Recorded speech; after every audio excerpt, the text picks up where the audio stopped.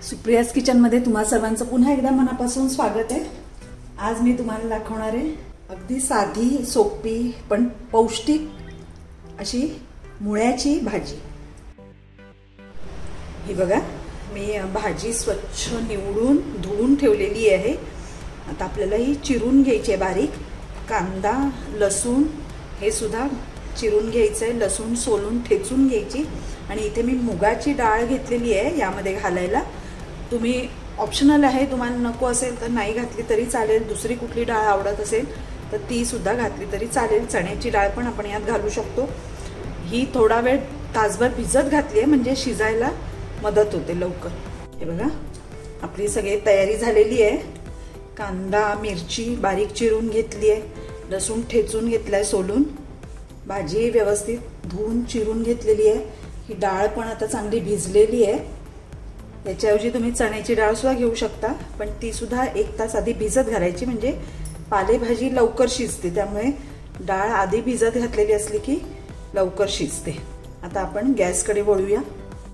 इथे मी पॅन तापत ठेवला आहे, त्यात 2 चमचे तेल घेऊया। आता तेल चांगलं तापलं की त्यामध्ये अर्धा चमचा जिरं घालायचंय, पाव चमचा हिंग घालूया,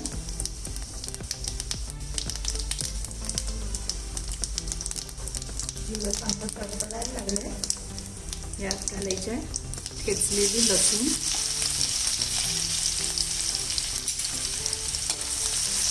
चांगली परतून घ्यायची।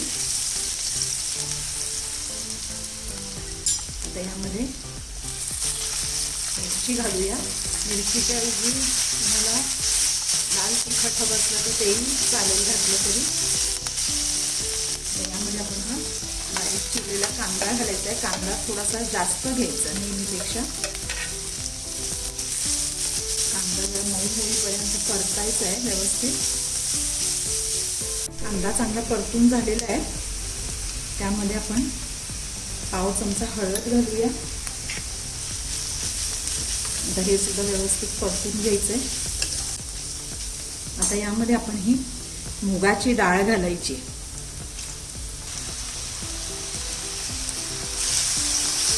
आता ही सुद्धा तेलावर 2 मिनिटं परतून घ्यायची। बघा, डाळ चांगली परतून झाली आहे। आता याच्यावर 2 मिनिटं झाकण ठेवून द्यायचंय आणि झाकणात पाणी ठेवायचंय।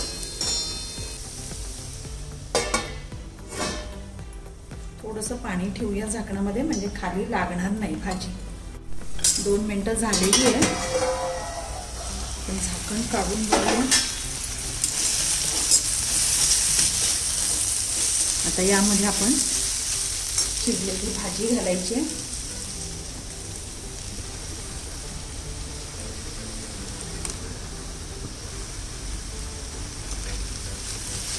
अतिशय साधी आणि सोपी भाजी आहे, त्याचप्रमाणे पौष्टिकही आहे। सगळ्यांना नक्की आवडेल। अशा प्रकारे जर तुम्ही करून बघितली तर नक्कीच आवडेल। करून बघा आणि आवडली तर माझ्या व्हिडिओला लाईक करायला विसरू नका आणि माझ्या चॅनलला जर सबस्क्राईब केलं नसेल तर सबस्क्राईब करा। आता ही सगळी भाजी घालून व्यवस्थित परतून घ्यायची। यामध्ये कांदा आणि लसूण थोडं जास्तच घालायचंय, त्यामुळे भाजीचा उग्रपणा जो आहे, मुळ्याच्या भाजीला थोडासा उग्र चव असते, ती कमी होते। आता गॅस थोडा मोठा करूया आणि हे चांगलं परतून घेऊया भाजी तेलावर। जसजशी आपण ही भाजी परतू तशी ती आळत जाते। हे बघा, आता यावर आपण 5 मिनिटं झाकण ठेवायचंय आणि झाकणामध्ये पाणी घालून ठेवायचं। भाजीत अजिबात पाणी घालायचं नाही, कारण मुळ्याच्या भाजीमध्ये पाण्याचा अंश भरपूर असतो, तर त्याला पाणी खूप सुटतं, त्यामुळे वरून पाणी घालायचं नाहीये। आता यावर आपण 5 मिनिटं झाकण घालून ठेवून देऊया म्हणजे भाजी आणि डाळ व्यवस्थित शिजेल। आणि गॅस बारीक करायचा। आता 5 मिनिटं झालेली आहे, पण झाकण काढून बघूया। हे बघा किती पाणी सुटलंय भाजीला। आता आपण बघूया डाळ शिजली का. हे बघा, तो परत 2 मिनिटं ठेवायला लागणार आहे. अर्धवट शिजलेली आहे. आता यामध्ये आपण मीठ घालायचे. पालेभाजीमध्ये कधी अगदी सुरुवातीलाच मीठ घालायचं नाही.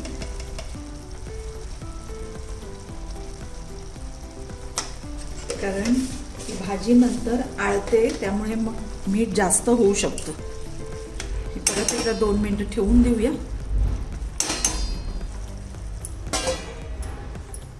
2 मिनिटं झालेली आहेत. आपण उघडून बघूया.